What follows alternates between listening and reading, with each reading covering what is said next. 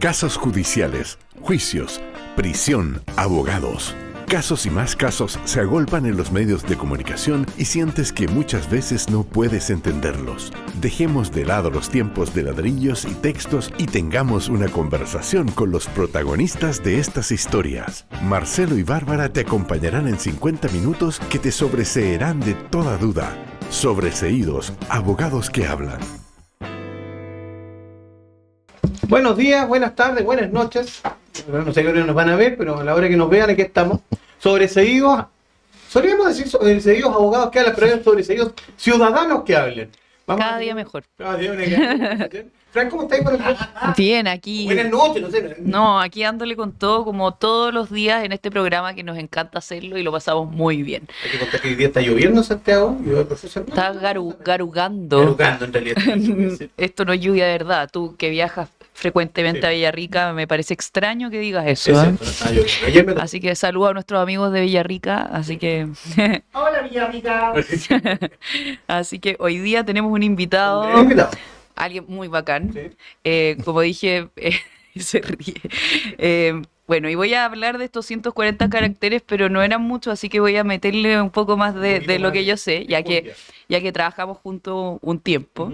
Así que es casado, papá de 3, exdiputado por el Distrito 11 y emprendedor. Además, yo diría que la persona más leal que yo conozco por lo menos. Así que, Sebastián Torrealba, bienvenido. ¿De que termine de tomar agua? Me llegué a atragantar con eso de leal. El tiempo es bien escaso, digamos. Claro. Sí. ¿Qué tal? Gracias por la invitación, Fran. Qué gusto verte, Marcelo. Siempre un gusto. Compartimos varias instancias juntos con la Fran. Trabajamos casi 4 años.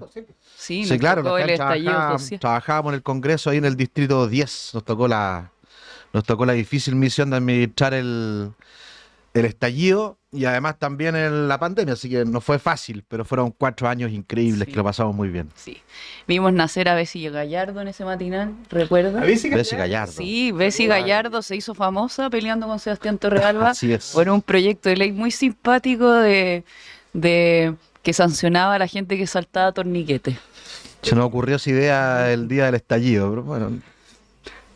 Cosas que pasan recuerdos en la vía legislativa. Y yo creo que eso envejeció bien dentro de todo. O sea, yo creo que es sancionable y debería ser sancionable. Bueno, tú estuviste en el Congreso y fuiste un muy buen aporte. Tú estuviste, digamos, en cargos de coordinación de la bancada de renovación. Te tocó una temporada bastante. Pero después de esto, tú terminas tu periodo de diputado y pasas a ser emprendedor. ¿Cómo es esto? ¿Cuán difícil es? Algunos conocemos la vereda opuesta, digamos, del sector privado al público. Pero esto del sector público al sector privado tiene, me imagino, ciertas complicaciones. ¿Cómo es vivir en carne propia esto de pasar de la elaboración de las leyes a enfrentarte a la burocracia del Estado? ¿Cómo ha sido esta experiencia?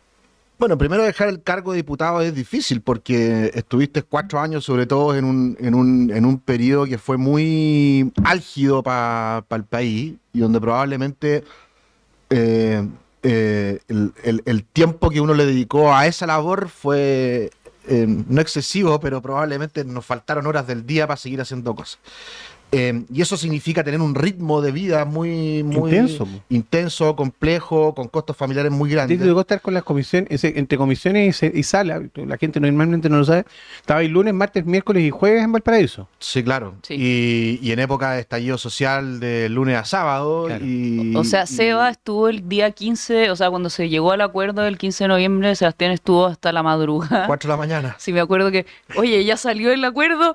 No, Fran, todavía no. Pero Seba, si son las 2 de la mañana, no, todavía no. Bueno, sí. Yo creo que ese periodo fue probablemente el más de horas, digamos, de parlamento, digamos, en la historia de Chile. No creo que haya habido otro igual. ¿Cómo lo recuerdas eso? Yo, por lo menos desde afuera, uno lo veía como muy buen ejercicio. O sea, era muy convulsa, tiempos difíciles, mira, pero fue un buen ejercicio democrático, ¿no? Pasado el tiempo y donde siempre, todos los días, uno tenía que ir asumiendo posiciones, pero pasado el tiempo, tú decís, sin duda, fue la mejor decisión para el país. Esto de tomar una decisión institucional para resolver problemas de la democracia, me parece que fue la mejor decisión que tomó el país, y eso gracias a la visión del presidente Piñera. Yo me recuerdo los días iniciales del estallido social, que el presidente, además de administrar la situación del momento, que era muy compleja, estuvo constantemente escuchando a muchas personas. Y ese escuchar y escuchar y escuchar lo llevó a tomar una decisión en noviembre, que fue la del camino institucional para defender la democracia.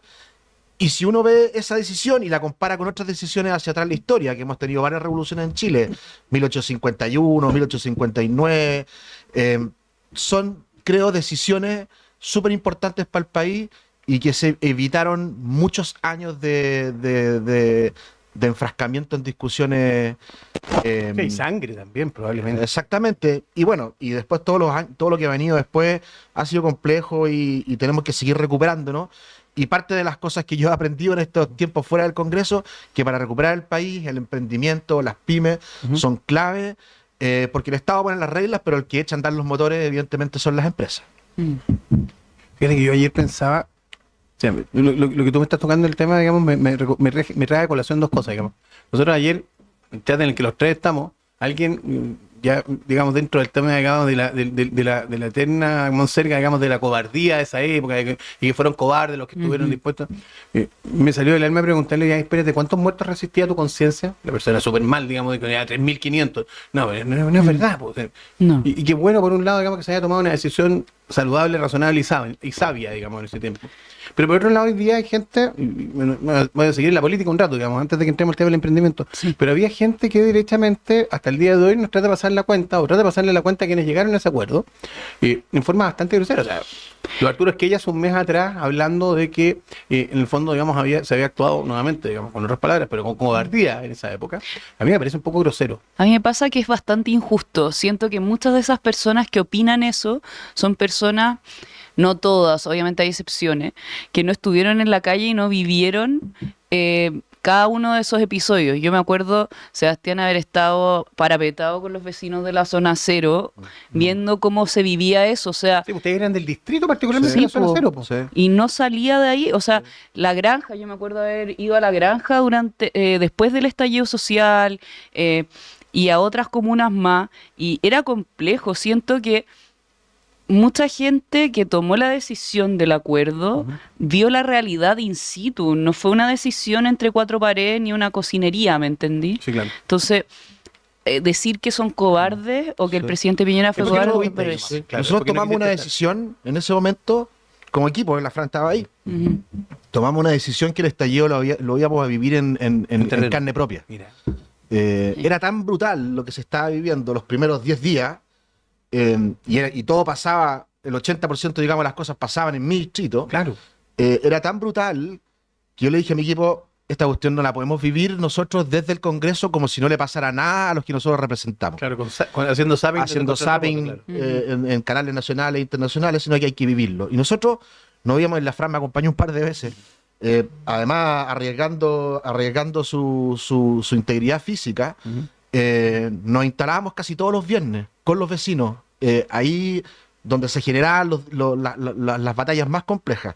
Ahí nos metíamos y entendíamos y conversábamos, y no solamente conversábamos con los vecinos que vivían ahí, sino que también con otros que estaban en la otra vereda, para ir entendiendo de qué se trataba lo que estaba pasando. Y eso es una pega que hicimos y que yo me siento súper orgulloso de haberla hecho, de haber representado a la gente que le quitaron todo. Sí, la violencia les quitó todo, haberlo representado en el Congreso.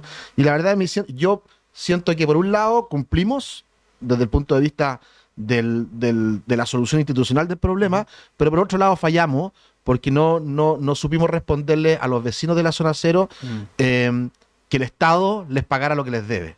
Que es lo que vivieron durante casi 6 meses. Y yo para incluir, o sea, para después salir de la política y entrar a esto, nosotros igual vimos que se venía convulso un par de meses antes, me acuerdo, antes de las vacaciones de invierno, nosotros fuimos al Instituto Nacional. ¿Ya?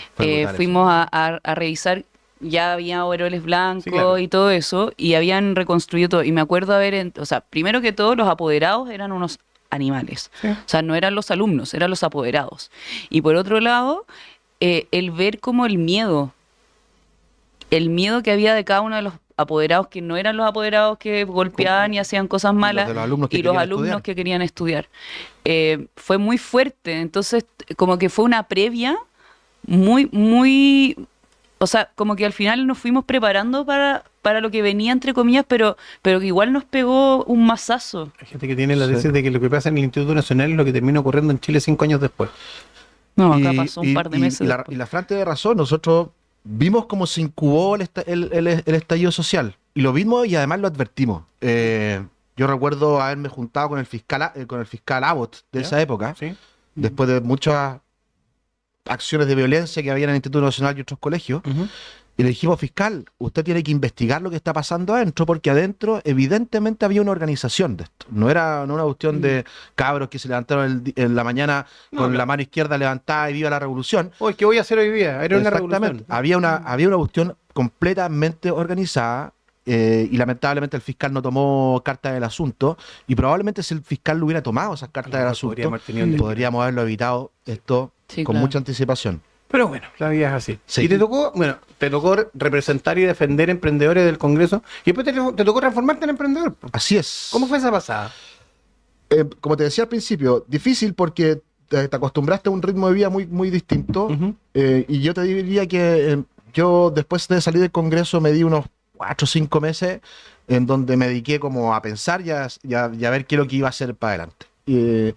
Y decidí, evidentemente, el camino del emprendimiento, buscando oportunidades de negocio. Lo encontré, hoy ya tengo una plataforma de mascotas y nos está yendo muy bien, pero también me encontré con la realidad de los emprendedores, que desde el Congreso uno la veía solamente en números, pero cuando te enfrentas a ella, Cuando tienes que ir a la ventanilla. Y cuando vas a la municipalidad a pedir un permiso para tu patente comercial y resulta que te piden los planos de un edificio del año 35. ¿Qué es lo más insólito que te tocó ver de peticiones raras de permisología? O sea, cuando tú empezaste a emprender, ¿qué es la cosa más rara que Yo voy a poner un dato en todo caso. Sebastián en el Congreso también impulsó muchas cosas como para fomentar y ayudar al tema del emprendimiento. O sea, fueron así como dato rosa. ¿Sí? Pero sí. Mira, para contarte y esto es la Municipalidad de Vitacura, no estoy hablando de no estoy hablando de Purranque. Sí. Nos tocaba ir a sacar una patente comercial. Nosotros evidentemente como startup arrendamos una oficina, no tenemos oficina ni nada, y un sucucho así de 2x2, claro, donde nos metemos todos.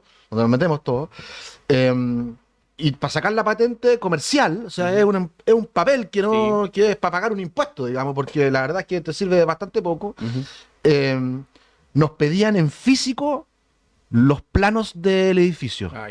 De un edificio que yo no sé quién es el dueño, no sé quién lo construyó, y que por lo demás la municipalidad tiene mucha más información que yo. La municipalidad tiene sus planos. Exactamente. Y fue en su minuto no podrían haber hecho recepción de obras si no hubieran tenido los planos. Exactamente. Y fue tanta la burocracia que al final decidimos ir por otro camino y tener como una casilla común con una empresa que se dedica como a ayudar a emprendedores. Porque no se pudo nomás, así de fácil, y la cantidad de tiempo que te quitaba ese trámite estúpido, claro, en vez de dedicarte a levantar plata, a generar más clientes, a amarrar la operación, la verdad que no tenía sentido. Que sin patente además te pueden clausurar, te pueden sancionar, sí, etcétera, y ahí el Estado sancionador es bastante duro. Sí, claro. No perdona. Sí. Y no solamente, y te vuelvo a repetir, estamos en Vitacura. Claro. Después está el ejemplo de la panadería Los Tatas, también en Vitacura, con un problema de permisología brutal y nuevamente estúpido para el siglo XXI, para el siglo de la digitalización, de la inteligencia artificial que vivimos hoy.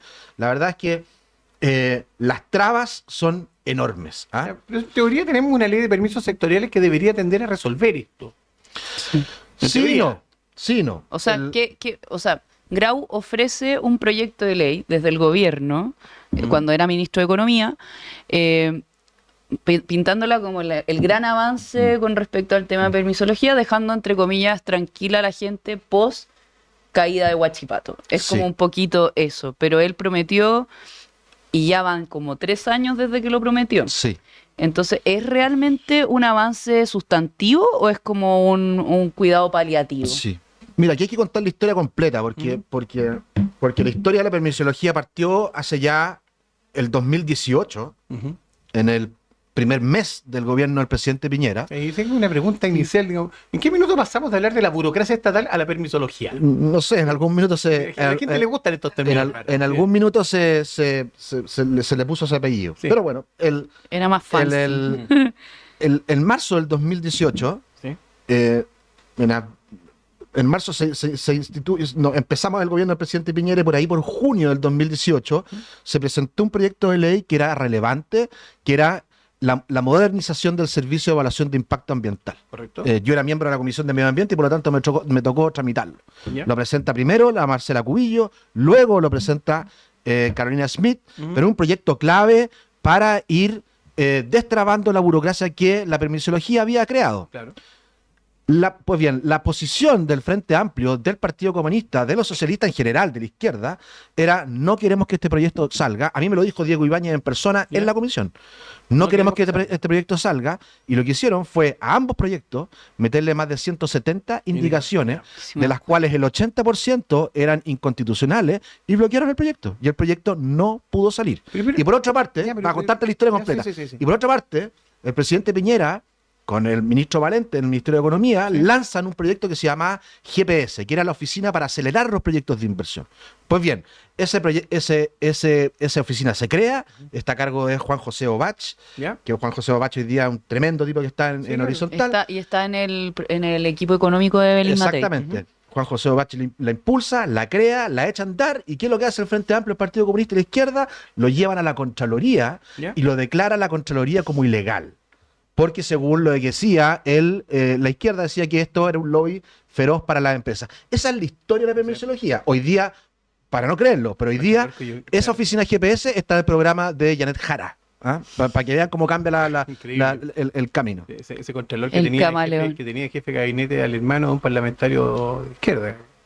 Bueno, nosotros también conocimos por dentro al ex contralor general de la República, porque estuvimos con él, sí, claro, con Bermúdez, que nos decía que no podía auditar a los municipios porque no lo dejaban pasar, ¿te acuerdas?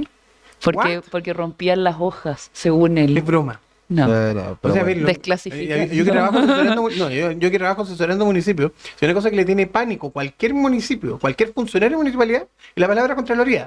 Les da pánico. O sea, mencionas a ver que lo de la Contraloría tiemblan.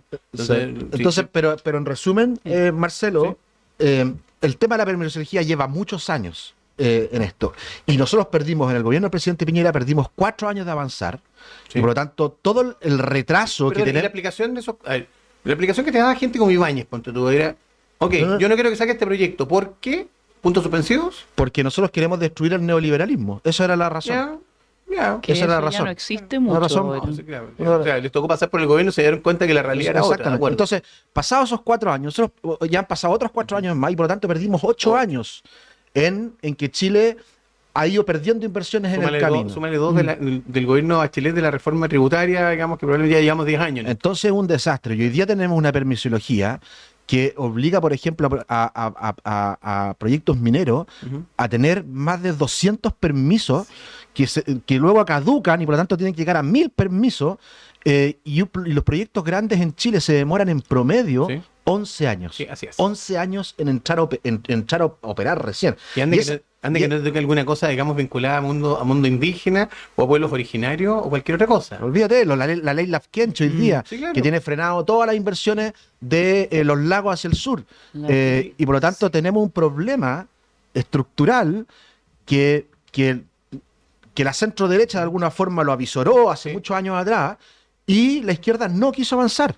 Y hoy día se llenan la boca con la permisología, y la verdad es que todo lo que tú ves en el proyecto de ley de permisología de Grau era lo que estaba en el GPS del presidente Piñera. Terrible cómo perdimos tiempo. Y además de eso, falta todavía la monetización del servicio de evaluación de impacto ambiental. Yo soy mucho más viejo que usted, y tengo claro de que cuando partimos, o sea, no sé, pues 10, 15 años atrás, no era tan difícil armar una empresa. Chica, mediana o grande, digamos. Uno de repente le tocaba prestar asesoría y tratar de hacer trámites vinculados con gobierno interno, con municipalidad, etcétera. No era tan difícil. Como que pasó algo, y de verdad yo no me lo pregunto, pasó algo en este curso de tiempo que hizo que la cantidad de trámites aumentaran, que la cantidad de recursos destinados por parte de la burocracia a poder frenar proyectos. Yo tengo súper presente, por ejemplo, en Iquique, por una medición de una cuestión de sido, no sé, medio metro de construcción del estadio Cabanchas, por tanto no pudo iniciarse la construcción del nuevo casino. Y no se hizo, y finalmente el casino terminó votándole, digamos, yo no puedo construir esto, chao, me lavo las manos, me desisto del proyecto. Y terminó así. Te pongo un ejemplo, en la cuarta región había un proyecto para desarrollar un pez en específico, ¿Ya? que era un pez muy valorado fuera de Chile. ¿Ya? No me acuerdo cómo se llama el pez, pero esta es la historia. Este pez es muy valorado por distintas razones fuera de Chile y se necesitaba una inversión de $30 millones para echar a andar ese proyecto y generaba cerca de 20.000 puestos de trabajo. ¿Ya? Todo eso, más todo lo que genera por al lado como ecosistema de ese mismo negocio. Claro. Pues bien, el último paso para echar a andar ese proyecto ¿Ya? era una tubería que medía 8 centímetros de diámetro. ¿Ya? Y ese permiso tenía que darlo la Dirección de Defensa, porque estaba en el mar, entonces era la Armada, el Ministerio de Defensa. Se demoró tanto el permiso para un tubo de este porte. ¿Sí? Así. Te lo juro por Dios que no es más grande que esto. El inversionista dijo, ¿saben qué más? Chao pescado, agarro mis $30 millones y me los llevo para otro negocio. A Perú. A Perú, Obvio. Argentina, Estados Unidos, pero donde no me molesten más. Puedes decirlo en forma libre. No sé, iba a decir otra cosa, pero donde no me molesten más, pero mis $30 millones se van.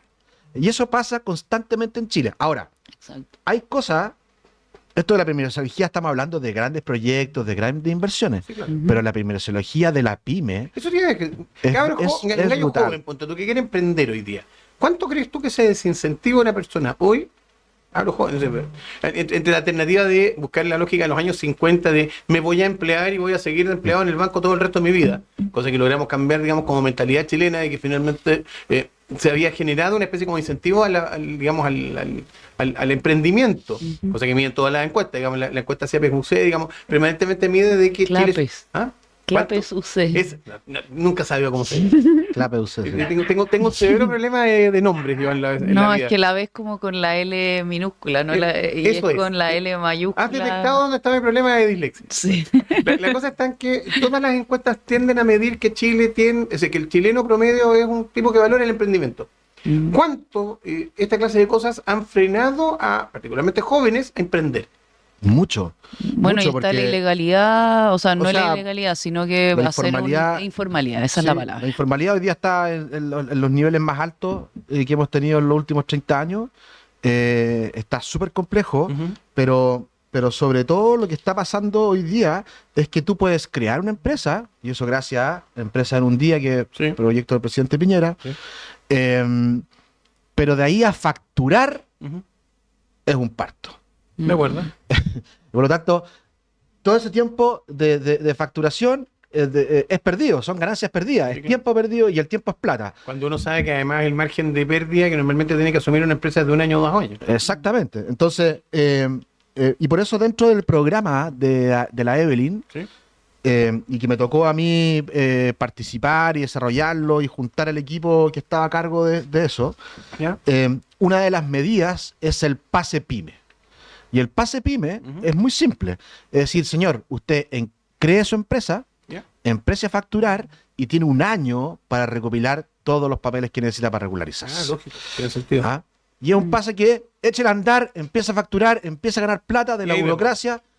La burocracia tiene tiempo. Y arréglesela. ¿Ah? Arréglesela durante ese año. Y obviamente hay otras medidas administrativas que a la burocracia lo que hace es acelerarle su acción. Porque, por ejemplo, nuevamente, en la patente comercial, Ujú.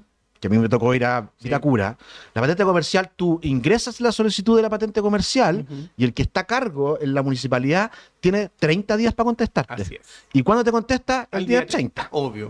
Dice que ¿Ah? no con inflación de plazo. Exactamente. Entonces aquí el silencio administrativo va a ser importante y eso son unas medidas administrativas que van a entrar en los primeros 10 días de gobierno de la Evelyn. El silencio administrativo va a ser importante Ujú. para que la burocracia trabaje a favor del emprendedor y no al revés. Perfecto. Pregunta para alguien que no sabe, ¿qué es el silencio administrativo? Es que cuando tú no dices nada, si la burocracia no dice nada con respecto a algo, se tiende como aprobado. Algo así como el que calla otorga. Perfecto. Exactamente, ya. claro, porque Qué, calla. qué buen Pillano. dato para como Pero los... hay un tema. Esa es una medida importante en el programa. Y luego la otra, que tiene que ver con impuestos. Hoy día nosotros estamos ahogados en impuestos. Tenemos una tasa corporativa hoy día absolutamente, ni que fuéramos Suiza. Pero hoy día el impuesto para las pymes va a ser 10% flat para siempre. Perfecto. Y se acabó. Hoy día tenemos el régimen ProPyme, la tributaria simplificada, una majamama de papeles y cuestiones que nadie comprende y que los abogados tributarios se han hecho millonarios gracias a eso, los mejores años, gracias a la reforma de Arena y de la Bachelet. Hoy día una de las cosas que va a hacer el gobierno de Elín Matei es primero simplificar el sistema y llevarlo a Arenas, antes, previo a Arenas, porque después de eso ha quedado demostrado que la reforma tributaria lo que hizo fue destruir valor más que crearlo, y que las pymes tengan 10% de impuesto flat para siempre. Es bueno conversar con alguien que sepa de esto bien, porque me ha pasado a escuchar mucho la crítica de que lo que nosotros entendemos como una buena idea, que es empresa en un día. Hay quienes la cuestionan señalando de que es la mejor manera para evitar la legalidad, por así decirlo. En el fondo, digamos, es la manera que utilizan, no sé, pues, la gente en MEX para efectos de poder blanquear, es lo que utilizan los empresarios venidos de China para efectos de poder hacer, digamos, chanchullos económicos. ¿Podríamos ajustar algo de ese tema, digamos, para efectos de poder tener... Porque la contrapartida de lo que plantea la izquierda es, ya, perfecto, pero es que esto se soluciona siempre abriendo las cuentas corrientes. No. Qué buena tontera, digamos. Levantar el secreto bancario. El levantamiento del secreto bancario, que por lo demás nuestros telespectadores lo saben, no existe, digamos. O sea, hoy día existe, digamos, todo el mundo puede. O sea, básicamente basta con que un fiscal le pida el cuello, eso demora exactamente, no sé, 10 horas. Exactamente. Pero nuevamente como que como que la política o la política pública reacciona traspasándole el problema al que lo tiene. O sea, empresa en un día, sí, me pasa que mira, la usan para lavar activo, la cuestión, pero el problema no es del compadre que hizo su empresa en un día y lo hizo bien, claro, y creó su empresa en un día. El problema es del servicio de impuesto interno. No me traspases tu problema a mí. Y por lo tanto, es re fácil ponerle más trabas a los demás cuando tú no haces tu pega. Solíamos tener un servicio de impuestos internos súper eficiente. Exactamente. Acabamos de eso. Exactamente. Entonces, el que tiene que hacer la pega de fiscalizar si las empresas en un día se hacen bien, es el servicio de impuesto interno. No me traspases, y esa es como una frase de mi papá, muy antigua. No me traspases tu problema a mí. Mi papá también emprendedor de toda la vida. No me traspases tu problema a mí, tráeme la solución, compadre, pero no me pongáis más trabas a mí, déjame trabajar. Que es lo que es como la lógica de los miles de pymes que hemos hablado en este tiempo, es déjennos trabajar tranquilos y no nos metan más la mano en el bolsillo. Y eso es lo que está en el programa de la Evelyn. Pero ¿será un poco que las pymes pagan justos por pecadores? Sí, como en todo. Al final se quieren fregar a las empresas grandes y por refilón se friegan a las pymes. No, yo creo que no se hace diferencia entre grandes y chicas, pero te vuelvo a repetir, un problema que pasa, que lo hacen las personas, no se lo traspasa a las personas que lo hacen bien.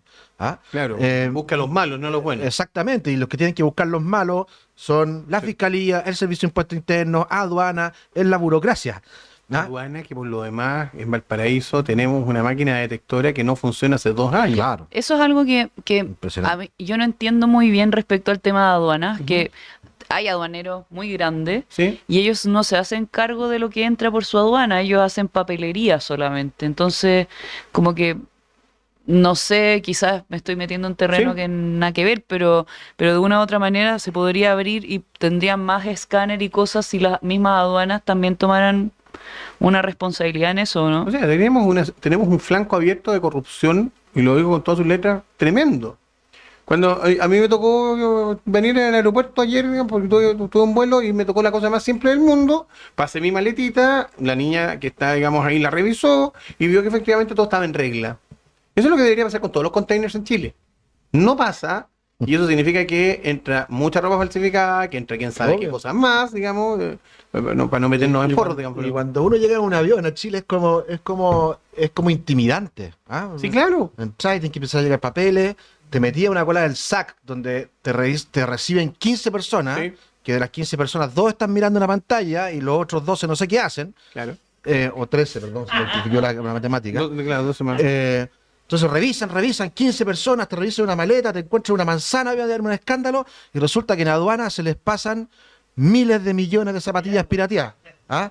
Se les pasan miles de millones bueno, tienes el caso del senador Espinosa con las poleras. Imagínate, o poleras pirateadas, una chorrera de cosas. Pero bueno, volviendo al emprendimiento, yo creo que la permisología, la permisología para las pymes también es súper importante. Entonces tenemos pyme 10%, flat impuesto, Sí.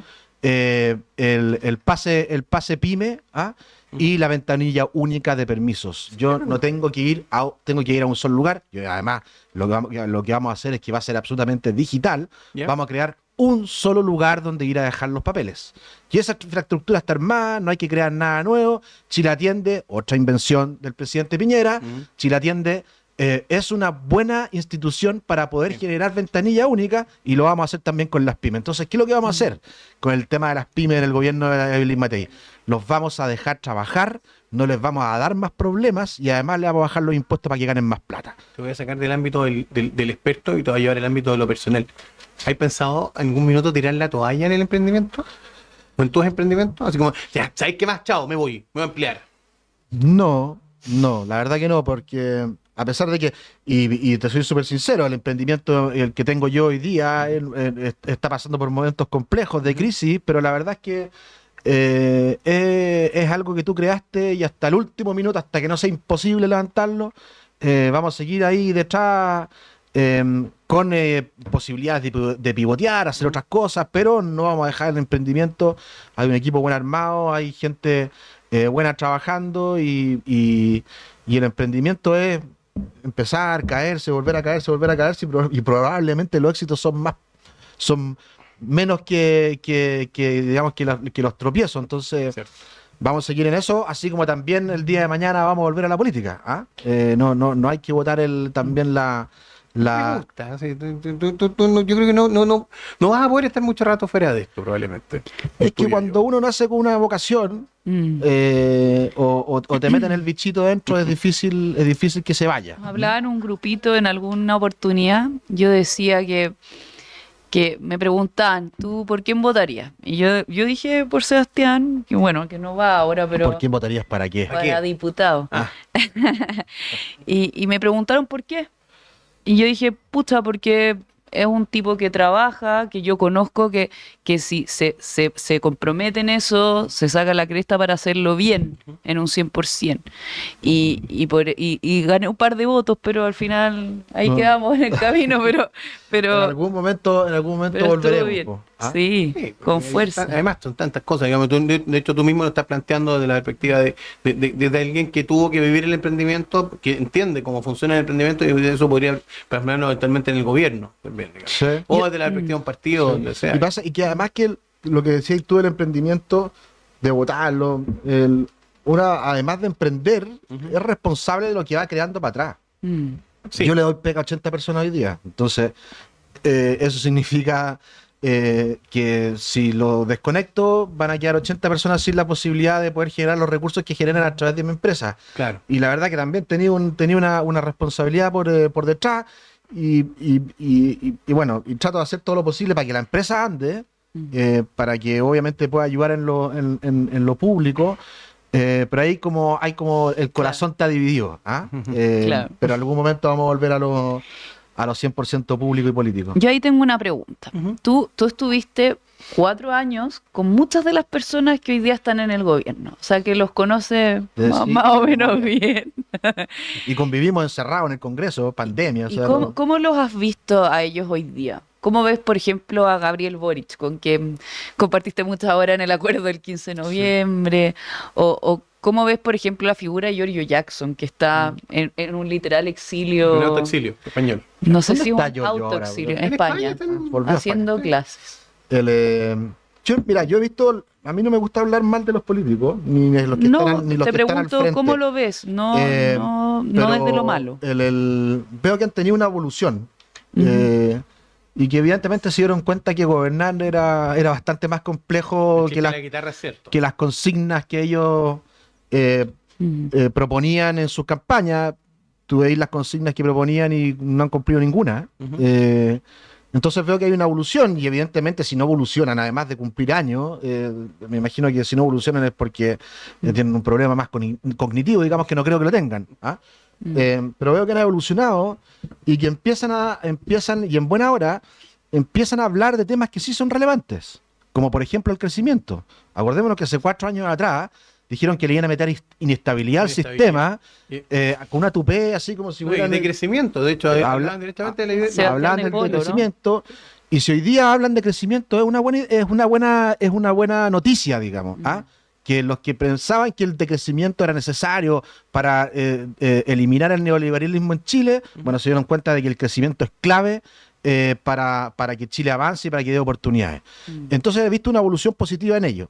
Pero creo que le faltan muchos años de explicaciones para poder volver a confiar en ellos. A ver, ¿será sincero ese cambio? Digamos, porque es cierto, digamos, probablemente cuando tú te revistas de un cambio, cuando te revistas de un cargo, digamos, eso de alguna manera te imprime un carácter y cambias.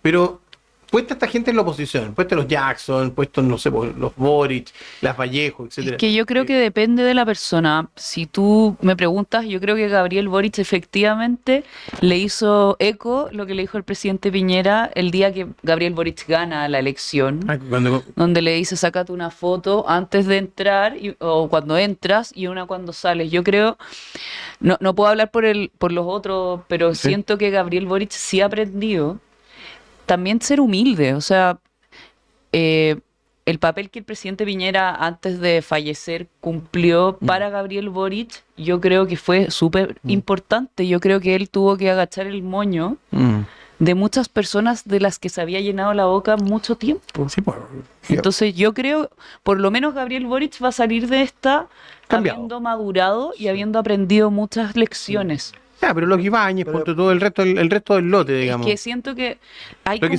que siguieron congelados en el Congreso. Es que eso, yo creo que hay dos vetas, porque está la gente que se quedó en el Congreso, que siguen en la misma rutina, como Jorge Brito, con los pescados sintientes y todas esas cosas, pero tiene gente que ha visto, le ha tocado, voy a decir una frase que quizás es muy funada, pero le ha tocado bailar con la fea, claro. como al gobierno del presidente Piñera le tocó también bailar con la fea, y creo que han aprendido varios. Es que ver para creer en el fondo. Yo creo que han tenido una evolución evidentemente, pero la forma de creerles es ver cómo van a hacer oposición ahora que les toca hacer oposición. Les va a tocar hacer oposición, sin duda, y vamos a tener que ver cómo actúan ahora. Claro. Si van a actuar como por ejemplo actuó la derecha, que en base a acuerdos, diálogos, hemos logrado ir sacando adelante una agenda, por ejemplo, de seguridad, o lo mismo la reforma de las pensiones. Vamos a ver cómo actúan como oposición, porque cuando fueron oposición en el gobierno del presidente Piñera, y en la que yo viví, yo nunca he visto más miseria humana en mi vida que la actitud de Winter, de Camila Vallejo, de Carol Cariola, de Gabriel Boric, de Maite Orsini, de Brito, y suma y sigue, sigue. La miseria humana que tuvieron en ese momento, yo creo que la historia republicana en Chile no se ha visto. Recordemos que trataron de votar 2 veces al presidente de la República. Y fue tanto el show que armaron que un diputado que ya lleva 30 años en el Congreso y quiere ir por más ahora, dio un discurso de no sé cuántas horas que lo escuché completo. 20 horas, Jaime Naranjo. Lo escuché completo. Sí, lo recuerdo. Y por lo tanto, ver para creer. Yo creo que han tenido una evolución, pero ver para creer. Y eso se va a notar cuando sean oposición. Centrémonos un poco en eso. Yo creo que tú tienes una experiencia, tú fuiste particularmente crítico, yo lo sé, digamos, durante tu estadía en el Congreso y después de tu estadía en el Congreso. Y dieron en cuenta gente, por ejemplo, como la Paula Labra, que estuvo un periodo en el Congreso y dice, ¿qué más? Esta cuestión no es lo mío, me voy. Me alata. ¿Qué cosas funcionan mal en el Congreso que deberíamos cambiarlo pensando en la perspectiva que estamos en el siglo XXI? Todo. Entiendo coincidir en el diagnóstico, pero es muy largo, digamos. La Cámara de Diputados, el Congreso, así es una institución absolutamente anacrónica. El funcionamiento, que requiere de modificaciones. No digo que los parlamentarios no trabajen. Yo he visto parlamentarios sacándose la cresta, trabajando por el bien de Chile, de todos los colores políticos. Yo en eso soy súper defensor del rol del parlamentario. De todas maneras. El parlamentario realmente hace mucha pega. De todas maneras. Y son muy pocos los parlamentarios que te diría que yo podría hablar mal de ellos. Muy pocos. Y no tienen que ver con posición política. Sí. Pero el Congreso es un barco gigante que anda a vapor. Anda a 2 kilómetros por hora. Claro. Y hoy día los problemas sobrepasan al Congreso. Por ejemplo, el crimen organizado. Correcto. Lo dijimos, bueno, la Fran también estuvo ahí conmigo. Sí. La urgencia. El 2018, el 2019, el 2020, el 2021. Lo dijimos constantemente. El crimen organizado avanza a 500 kilómetros por hora y el Congreso anda a 2 kilómetros por hora. Y hemos visto que nos ha sobrepasado. Entonces hay que hacer una reforma grande no solamente al Congreso en sus horas de trabajo, sino que a la construcción de la ley. La construcción de la ley, tú sabes mucho más que esto, Marcelo, tiene 3 trámites. Hoy día yo creo personalmente de que hay un trámite que sobra dentro de la construcción de la ley, y así nos podemos ir evitando varios problemas. Ahora, no todos los problemas en Chile se resuelven con leyes, se resuelven también de otra forma, con gestión, y por lo tanto creo que el Congreso es una institución anacrónica que creo que tiene que modificarse en sus formas y en el fondo, y espero que el sistema político ahora, y que cambie también, porque el sistema político no genera ningún tipo de incentivo para hacer la pega bien, también cambie ahora en el gobierno que viene. El problema está en que lamentablemente cuando pasa que estos cambios tienen que pasar por los incumbentes, por los mismos que votan respecto a su propia pega, probablemente también se haga un poco difícil. Sí, nosotros presentamos, yo me acuerdo, yo presenté una reforma al Congreso a fines del año 2018 con Pancho Undurraga y Pepe Out. Presentamos una reforma de procedimiento, digamos, del Congreso. Buena gente ellos, pues, muy buena gente. Los dos muy buenos. Sí. Pepe y Pancho trabajamos mucho, súper al detalle. Y fue un portazo. Y ahí está durmiendo, me imagino. Fue un portazo de la misma burocracia del Congreso. Claro, tú lo presentas y esta cuestión es que no pasa a comisión, digamos. Pues, no, esta cuestión no se puede, imposible la cuestión. Y si el presidente de la comisión no quiere que se vea, no se ve. Si el gobierno no quiere meter la urgencia, no se vio nunca. Y se acabó la historia. Pues. Y esto era una cuestión, un cambio de reglamento y cosas así, que nunca pasaron, pero yo creo que es momento de que pase. Y quizá, no sé cómo podríamos hacerlo, pero creo que debería haber un ente externo que haga una modernización del poder legislativo sin preguntarle a los mismos parlamentarios. Sería el óptimo, salvo que pase como pasó con la Comisión Engel, que fue un desastre, que en el fondo legisló contra los partidos políticos respecto a los partidos políticos. Exacto. Esto no es en contra, esto es en favor de la legislación de la ley. Digamos. Por supuesto. Oye, nos estamos aproximando al momento probablemente más entretenido y delicioso de este podcast, que es el que más le gusta a la Fran además. ¿Cómo se llama esta parte del programa? Recomendados, no sé, no le gusta. No, algo le pusimos, claro. Volar tu imaginación, le pusiste en algún minuto, pero no, nada así. Pero, no sé si lo alcanzamos a comentar antes. Nosotros en esta parte normalmente... Claro. En esta parte normalmente nosotros le pedimos a nuestros invitados, y nosotros también lo hacemos, que nos recomienden algo que estén leyendo, algo que estén viendo en televisión, digamos, pueden estar jugando Tetris, digamos, puede ser lo que sea. Pero recomiéndanos algo que estés haciendo que te parezca entretenido. Yo siempre recomiendo lo mismo. Puedes recomendar tu emprendimiento también. También puede ser. PetsOK, ahí www.petsok.com, ahí para que... ¿Ustedes se dedican a qué? Hacemos servicios para mascotas, paseos, visitas y guarderías. Mira. Entonces, si no tienes tiempo para hacerles paseo a tus perros, ahí está. Si yo quiero ir el fin de semana y no tengo que dejar el perro, ustedes. Así que PetsOK, súper buen emprendimiento. Y todo a través de nuestra plataforma, todo online, así que ahí nos pueden seguir en @PetsOK en Instagram. Pero bueno, más allá de eso, a mí me gustaría recomendar algo que hace unos días atrás vimos Santiago Nevado. Sí, qué lindo. Y probablemente Santiago Nevado debe ser de las ciudades más lindas del mundo. Pero los cerros están ahí constantemente. Y yo los invito a conocerlo. Cuando a mí me tocó ser parlamentario, presentamos un proyecto de ley de acceso libre a la montaña para que las personas miraran de frente a la cordillera. Hoy día, solamente en la región metropolitana tenemos 9 comunas con contrafuerte cordillerano, desde Colina hasta San José de Maipo. Tenemos una montaña gigantesca, preciosa, y cuando uno sube un cerro, lo que hace es que no solamente hace deporte, sino que se recrea. Y recrearse significa recrearse literalmente, o sea, subir, pensar y volver siendo otra persona. Yo creo que de verdad que la montaña que tenemos hoy día, los cerros que tenemos hoy día, son un patrimonio que tenemos que cuidar y conocer, y los invito a conocerlos de verdad, porque es el gran activo que tiene la ciudad de Santiago. ¿ah? Entonces, más que recomendarte un libro, ir al estadio de la Católica, que está impresionante. Fíjate que nos tocó por primera vez, digamos, uno de cada equipo grande. O andar en bicicleta, lo que Estáis sea. echando al agua. Yo los invito a subir los cerros, vayan, conozcan la montaña de Santiago, que es realmente muy, muy bonita, es fácil llegar. Hoy día hay mucha más información de la que había en ese 10 años atrás. Sí. Y de verdad es una actividad que yo creo... ¿Tú lo haces con tus hijos? Yo lo hago con mi hijo, lo hago solo. Ahora estoy andando mucho más en bicicleta, ¿Ya? porque me estoy preparando por una carrera ahora en noviembre. ¿En serio? Sí. ¿Y cómo? Esta es una carrera de ruta, de bicicleta. ¿Ya? En el lago Ranco son 114. El giro Sí, el Grand Prix del lago Ranco Qué son entretenido. 114 kilómetros Mi papá lo en hizo. bicicleta. Así que me estoy preparando ahí para poder llegar a esa ¿Cómo te carrera. preparas No en está eso? fácil. Tenés que hacer, aparte que tenés que andar harto rato en bicicleta, me imagino que tenés que tener un tipo de alimentación especial, algo. No, yo trato de llegar lo más normal posible y no Ya. convertirme en ¿cómo se llama? Iron En Man. alguien que no soy, digamos. Claro. No, No eres Iron Man, claro. no voy a dejar de tomarme una chela con Gonzalo mis Garrido. amigos, de Obvio. comerme un asado. No ando. Yoyito es bueno para que nos invite. Hago 4 días de rodillo en mi casa y una salida larga de 2 horas Ya. el fin de semana. Y con eso espero llegar. Oye, qué fuerte, esto es como la motivación, porque en el capítulo anterior ¿Sí? la Bere nos contó que se estaba preparando para una corrida, así que es como que nos Me están empezando a asustar ustedes, empujando al deportivo. Me están asustando ustedes. ¿Sabéis qué? Cuando yo voy a cumplir 45 años, estoy viejo. Claro, chico. Pero la bicicleta tiene una gracia, que no te lesionáis. Si te ponías a jugar Sí. fútbol, te lesionáis. Ese Si es te ponías a tirarte en bicicleta a 200 kilómetros por hora por los cerros, te vas a sacar la Probablemente cresta.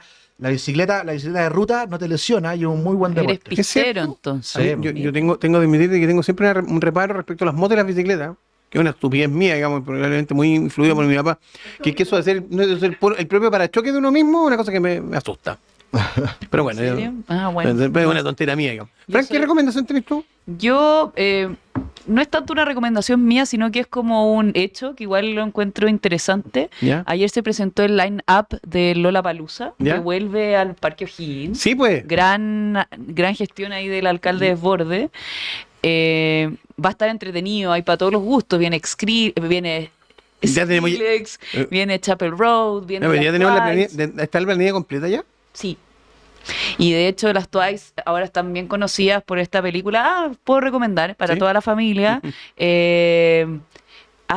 Se llama Demon Hunters, ¿Ya? una de Netflix, que Ok. es sobre unas cantantes de K-pop, que igual está interesante, más allá habla como de la cultura coreana. Estás hablando en chino, Fran. No, coreano, Ahí la- no ahí es la- lo mismo. Ahí te mostró que la Fran es más joven que tú. Por supuesto, la brecha generacional ahí se impone. Así que Hunter Demon, no es Hunter Demon, tiene otra palabra que olvidé, pero es muy buena, me entretuve, tiene un soundtrack, llegaron a los número 1 las canciones en Billboard, está pero genial, muy Yo linda tengo la dos película. recomendaciones.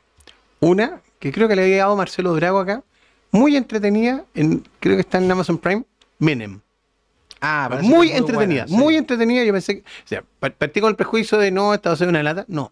Yo me debo haber consumido los 6 capítulos de la temporada en una mañana. Es que Leonardo Scarabaglia es No, impresionante. maravilloso, No, seco. muy buena actuación. Digamos, además te muestran cosas que La yo la figura de recordaba. Neven es muy impresionante. La historia de Menem es impresionante y como lo narran además Sí. está muy bien construido porque además lo ves desde los ojos del fotógrafo de Menem que tiene su emprendimiento y que Sí. se lo lleva a Menem a trabajar. Increíble, Véanlo. increíble como Menem representa como el argentino. Es como Sí, po. si tú lo personificaras en una persona así. ¿Tú pensáis en el Menem. argentino canchero? Menem, el bonaerense, que no es bonaerense por nada más, Es riojano. es riojano, digamos. Impresionante. Y la segunda, esto es una tontera mía que me encanta recomendarla.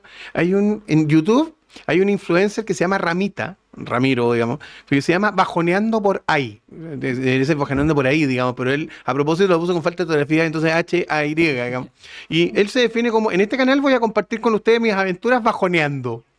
Bajoneando, digamos, salir a comer después de. se van a encontrar con distintos lugares para bajonear Carrete, felices. estimado, del carrete. Sí, ¿ya? pero es que no solamente el carrete. No, a ver, se terminaba transformando, digamos, en un gourmet este otro, digamos. Terminó haciendo un curso de cocina, lo mostraba. Pero es muy entretenido porque es como el anti-influencer. Él como que se burla del influencer tradicional. Entonces ese toque irónico como que le da un poquito más. Aparte que aparte que la gastronomía en Buenos Aires es una cosa maravillosa siempre. Pero además de eso, es como que se burla del influencer. Muy Y eso bueno. lo hace muy entretenido. Vamos a seguirlo. Así que Sí, eso. síganlo de todas maneras. Así que, bueno, ya vamos terminando, así que síganos en nuestras redes sociales. ¿Qué redes sociales tenemos, Fran? Instagram, Ya. tenemos TikTok, medio muerto, pero existe. Sí. Tenemos iTunes Podcast Ya. y Spotify. O sea, y yo me estamos puedo- en YouTube también. Eso es bueno que nuestros telespectadores lo vean. Si uno quiere meterse a YouTube, puede encontrarnos, no puede meterse en iTunes, en iPhone, digamos, ¿cómo se llama esta cosa? iTunes No, Podcast. se llama música, se llama hoy día, esta cosa. Ah, Pero- ya, esa lo que es la fue aplicación de Apple iTunes. Music. Sí, claro. Sí, Apple Bueno, Music. y también, por supuesto, en Spotify y todos esos lados. Y sería bueno que nos dieran like, que nos siguieran, que nos recomendaran. Somos Compártalo con sus divertidos. amigos. Hemos tratado de hacer una cosa divertida. ¿Te pareció entretenido el programa o no? Muy bueno, muy entretenido. ¿Volvería?